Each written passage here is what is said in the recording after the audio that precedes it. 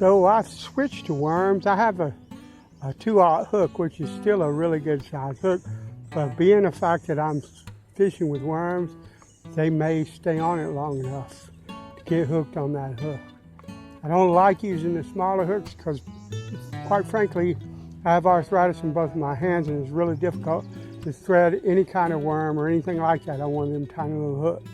But if I have to, I'll switch to it. But I have no weight on this, just the hook and the worm.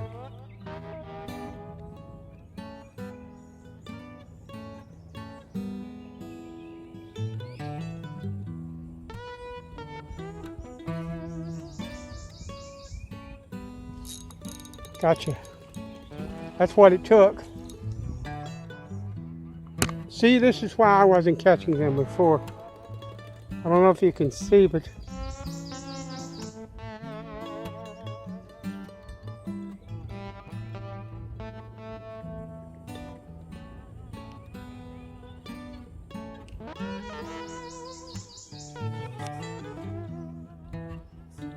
give me the hook.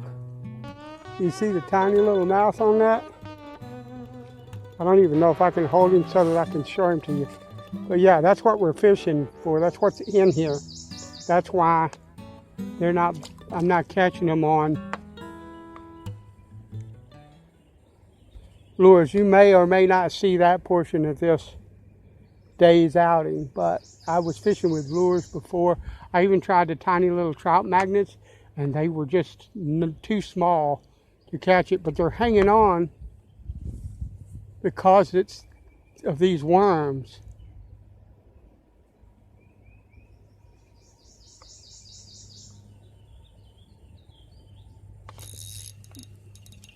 You see how? But it's a little bitty, but you see, with live bait, that big old hook is catching them.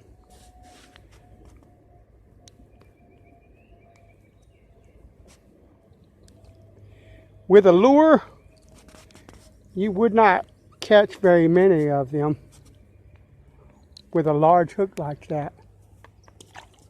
But with live bait, they're going to stay on that bait a little bit because it's live and it smells good and tastes good to them.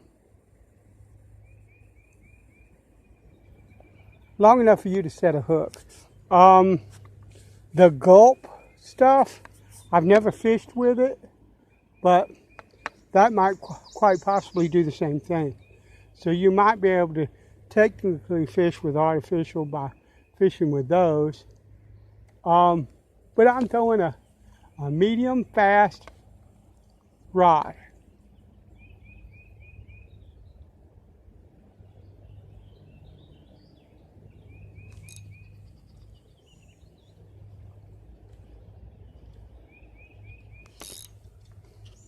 Yeah, see, this is not an ultralight rig, but I've got the drag set super light so that, one, I'm not jerking the hook clean out of the fish's mouth, but two,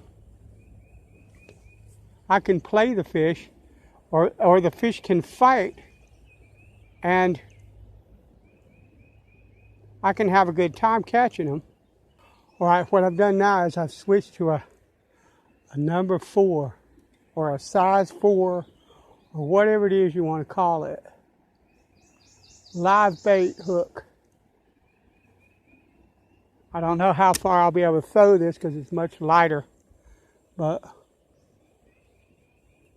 we're going to see. I don't have to throw it very far at all. It doesn't take very much at all.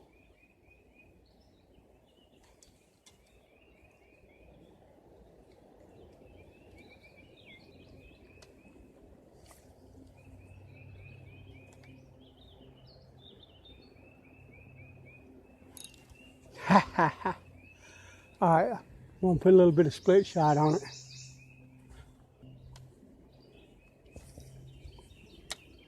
Let's see.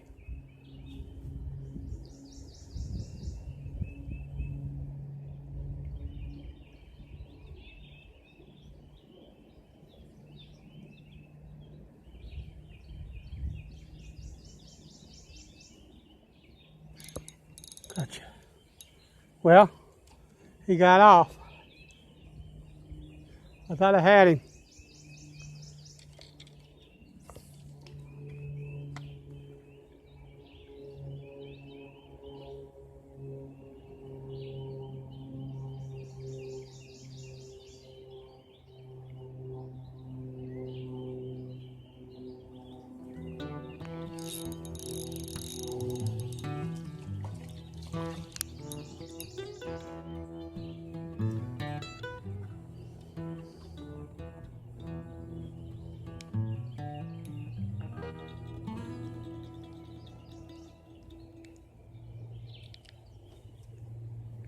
See, just small little fish. Now, if I had my ultralight rod, I would be having loads and loads of fun right now. But this is not bad. If you adjust that drag properly so that they have a chance to fight, at least, not so much that they are going to get away. They're not getting away with 10-pound line on a medium action spinning rod. That's not going to happen. But they're loads of fun to catch. The problem with these little ones is that those spines on the back, they're more difficult to get them all laid down because you can't feel them with the palm of your hand, the edge of your hand. And they are more apt to spike you. I came down here about a month ago, and we had really high water, a lot of rain, and it basically there were trees laid up all along this bank. There was no way that I could fish it whatsoever. It just wasn't possible.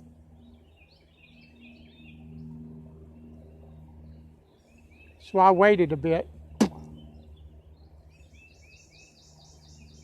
see if I could, to see if they would either float down or it would clear out.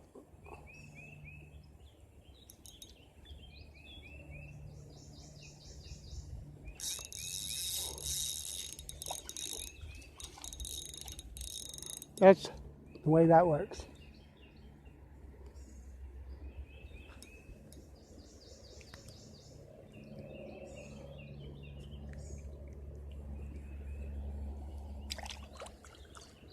And I only got like a tiny little piece of worm on here, which is perfectly fine because they're tiny little fish.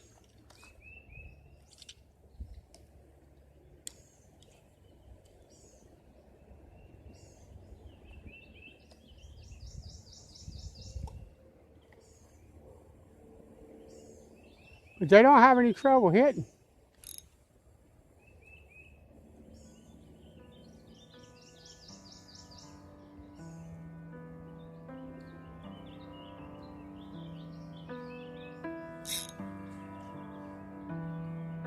They're just small, and they are difficult to catch because they're so small and their mouth is so small.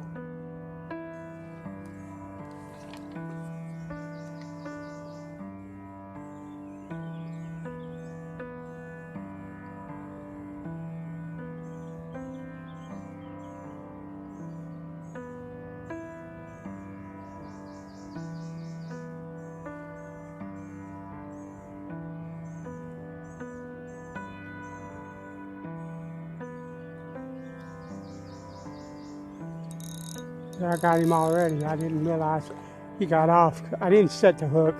A lot of times when I tried to avoid there, and then I lost the fish because of it, is I had saw him playing with it, and but he didn't seem like he or she really wanted the bait. So when I went to set the hook and I found that I had a fish on there, I thought, well, that fish must have it really good in its mouth. It maybe swallowed it, and I didn't want to,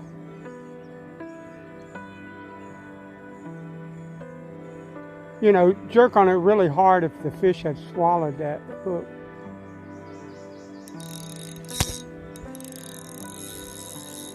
And they fight really good. That's a really good fight on, and see, this is what I'm talking about. It swallowed that. So I don't want to kill it. So what I'm going to do,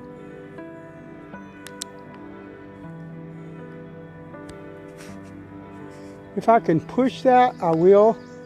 It's not going to happen. So what I'm going to do is I'm going to cut that and let him loose. But we're going to let him go and hope that he lives. And he probably will. Go on, buddy. You can go. There you go. All right, I've switched to my moderate action rod, which might make this even funner. So we're going to throw that out there and see what happens.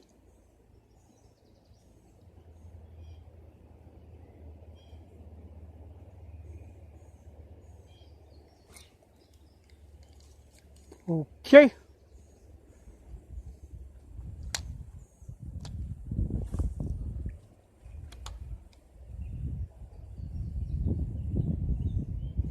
Probably get hung up right there, so we're going to move.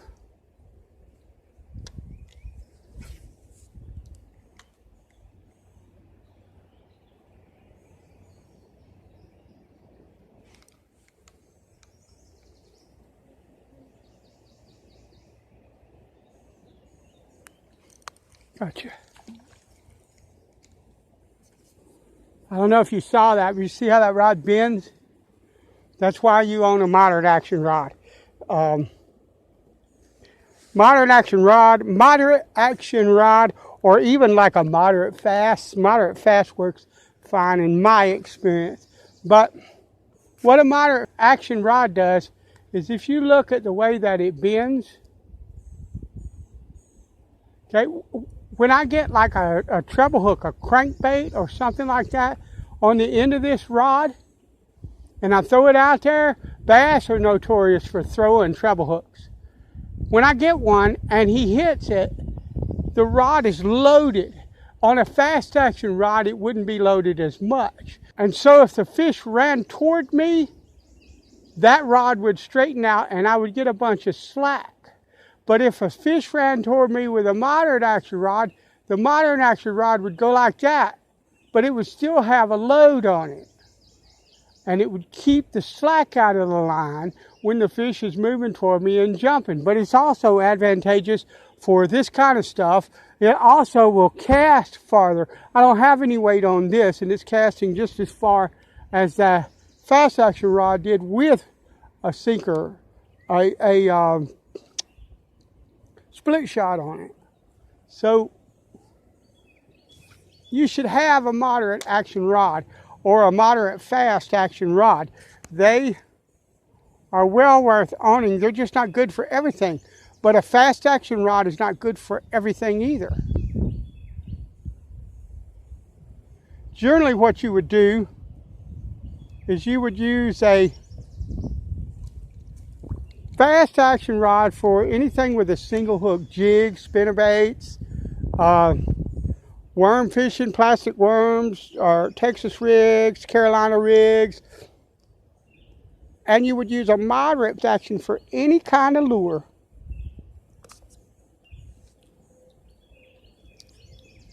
Wow, he's got that in there.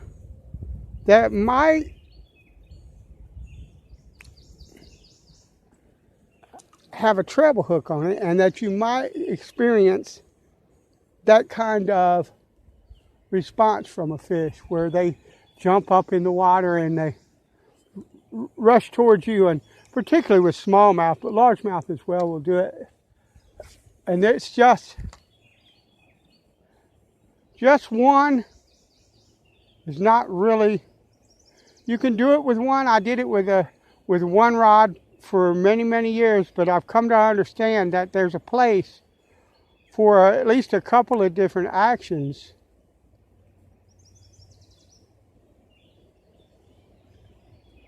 When you're fishing.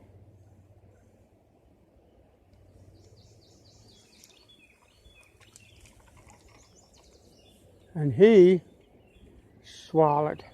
Okay, so my main camera, the battery is dead on it, so all we've got is the chest cam. That's okay. We can do this with the chest cam, no problem.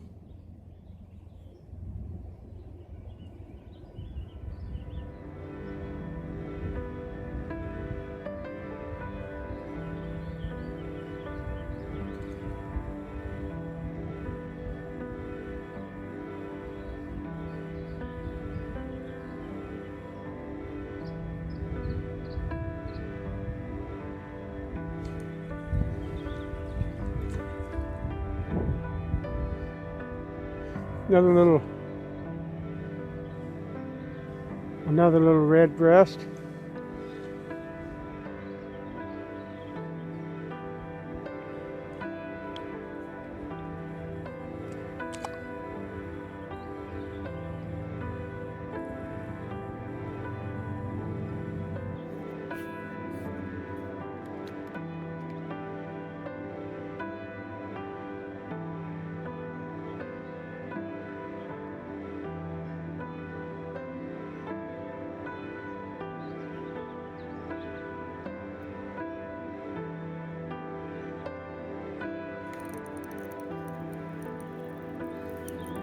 Nice little sunfish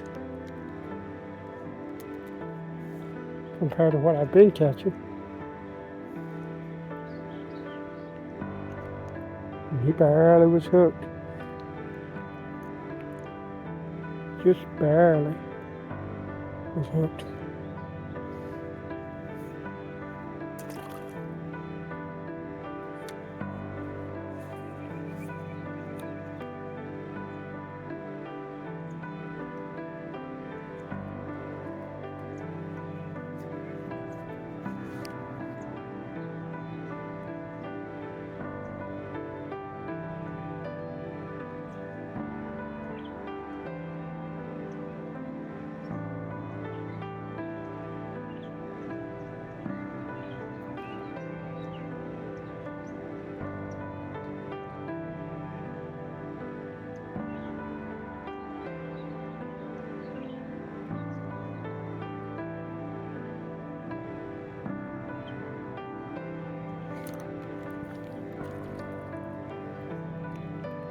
Tiny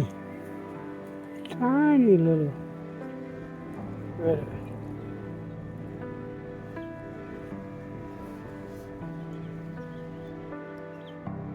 I wish I had a hook on my other rod.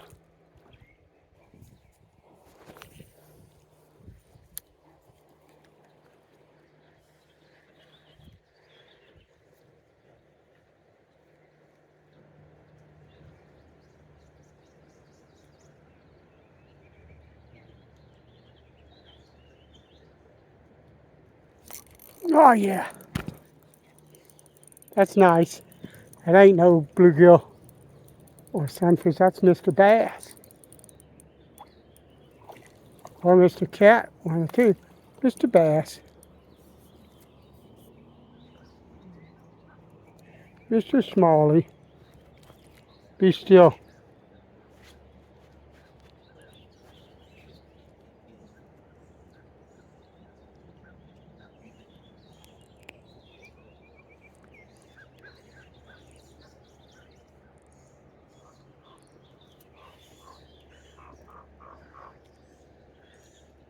Nice.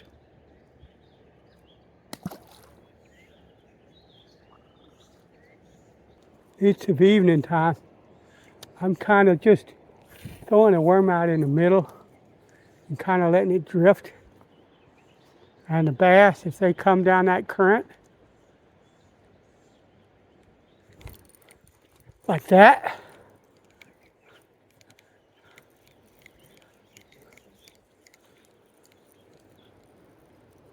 Well, that's a little sun perch.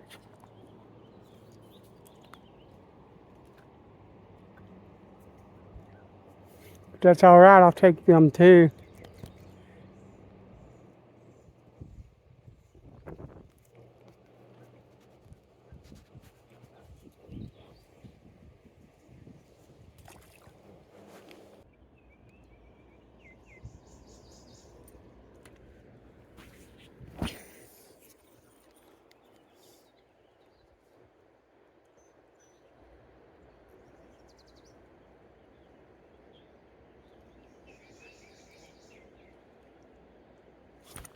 Gotcha.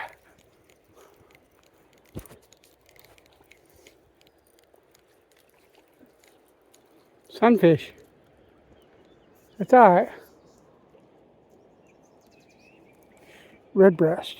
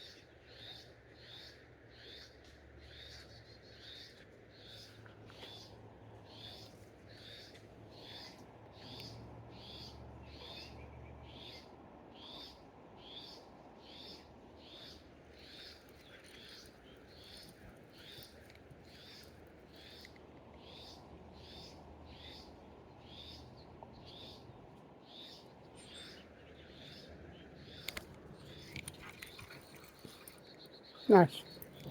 Whatever it is. Don't forget this is a medium action rod. So he's put up quite a fight on this rod.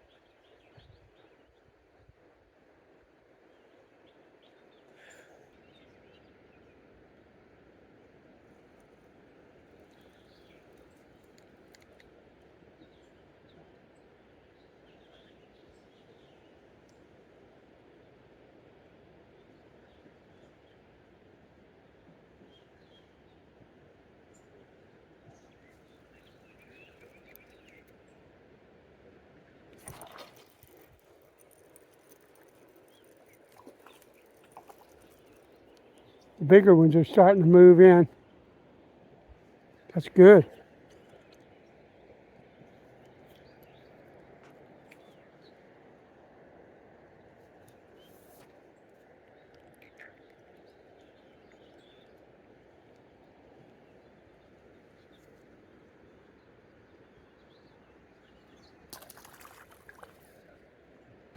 Well, it's been a pretty good day. I started out looking for bass and couldn't catch any of those. So I came out here where I knew the bluegill were, or where the panfish rather, where there's more red breast out here than bluegill or anything else. But I had a good day, caught tiny little fish and one little small smallmouth. But that's all right. You have to adapt to what you have. Anyway, I'll speak to you another time. Later.